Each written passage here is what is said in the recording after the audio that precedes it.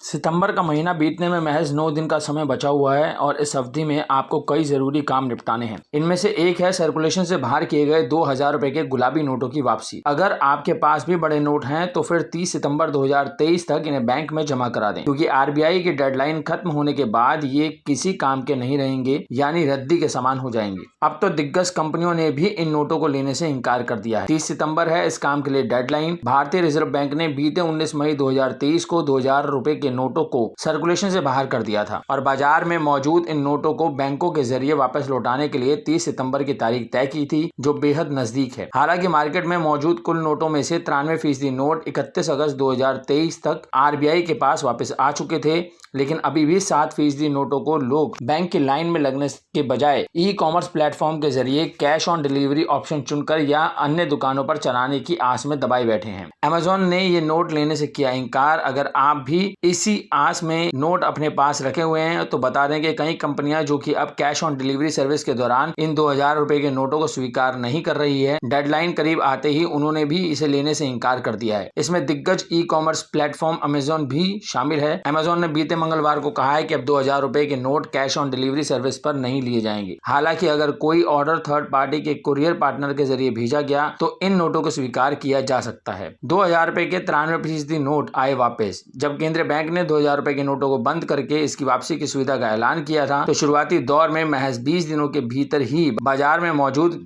50% बड़े नोट वापस आ गए। वहीं सितंबर महीने की शुरुआत में आरबीआई ने वापस आए नोटों का जो डेटा जारी किया उसके मुताबिक 31 अगस्त 2023 तक 93% नोट बदले जा चुके थे या बैंकों में जमा करा दिए गए थे। इनकी वैल्यू 3.32 लाख करोड़ रुपए होती है। हालांकि बाकी बचे 24,000 करोड़ रुपए की वैल्यू के 2000 रुपए के उस समय के सर्कुलेशन में थे। बैंक हॉलिडे भी बढ़ाएंगे मुश्किल। 2000 रुपए के नोटों की वापसी के लिए 9 दिन ही बचे हैं। इस दौरान एक और परेशानी ये है कि इनमें कई बैंकों की छुट्टियां पड़ रही हैं। इन छुट्टियों में अन्य बैंकों के कार्यों के साथ ही नोटों की बदला बदली भी बाधित होगी। 22 से 30 सितंबर तक 7 बैंक हॉलिडे निर्धारित हैं। हालांकि ये विभिन्न राज्यों में अलग अलग हो सकता है। आरबीआई बैंक हॉलिडे लिस्ट पर नजर डालें तो 22 सितंबर को नारायण गुरु समाधि दिवस के मौके पर कोच्चि, पणजी और त्रिवेंद्रम में बैंक बंद रहेंगे।